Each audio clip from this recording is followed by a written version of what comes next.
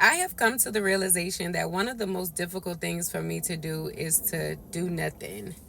Like all my life, I have been doing something. Like I've been working a job since I was 15, 16 years old. In fact, most of my life, I've worked multiple jobs as a single mother. At one point in time, I worked 3 jobs while attending school to get my degree. And so it's like doing nothing is so foreign to me. And I had no idea that once I gave God my yes and fully surrendered to Him, that like that was going to be one of the main things that He broke off of me. And it's so challenging. It's been so difficult for me. And so it's like once the Lord told me to resign from my job, I was highly anticipating Him to come back and say, "This is what I want you to do." And because it was like crickets, he wasn't saying, like, he was speaking to me, but he wasn't telling me what he wanted me to do in terms of working or doing a job or doing something that's going to produce some income, right? So I couldn't understand it. So I'm fasting and I'm praying. And, because of course they say you want to hear from God, you want to answer from God, like fast and pray. And God is like, yeah, you fasting and you praying, that's cute. But I just want you to stay still in this season. And I'm like, what, God? Come again? You want me to do what now? Like, what? So literally all he's been having me to do since I resigned from my job is just to press into his presence. He's been teaching me how to hear from him, how to interpret his word when he's speaking to me. And I've been in my Bible and I've been like, he's been challenging me and stretching me in so many different areas and aspects of my life. And while I wholeheartedly love the level of intimacy and the relationship that I have with him now, it's like doing nothing is just so difficult for me. Like I struggle with it. So then of course he told me to come to Texas and I'm like, okay, God. And it took me a minute to, to get with the program once he said to come to Texas. But once I knew that I knew, like once I was sure and confirmed that this is what he was telling me to do, I'm like, okay, God. Once I was certain that that was the move that he wanted me to make, then I went ahead and made the move.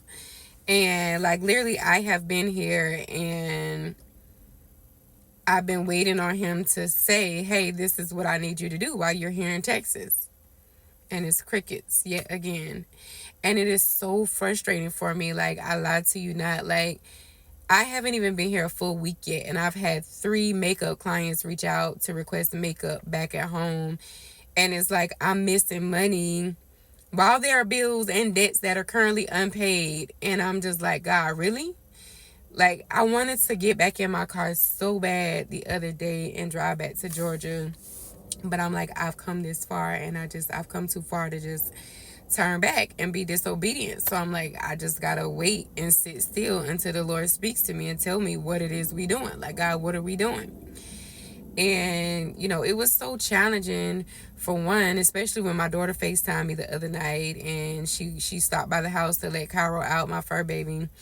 And I just felt so bad and so guilty because it's like he's at home locked up in the crate all day. I'm not there to take care of him.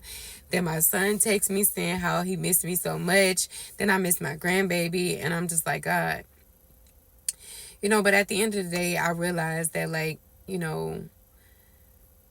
I'm doing this for a reason. Like, I'm the first in the bloodline. And I am determined to break this generational cycle of lack off of our bloodline because, like, no, like, everybody else in the family may have forfeited our inheritance, but I'm not. I refuse to give up. So I don't care how difficult, how challenging, how uncomfortable it may get, how uncomfortable it may be.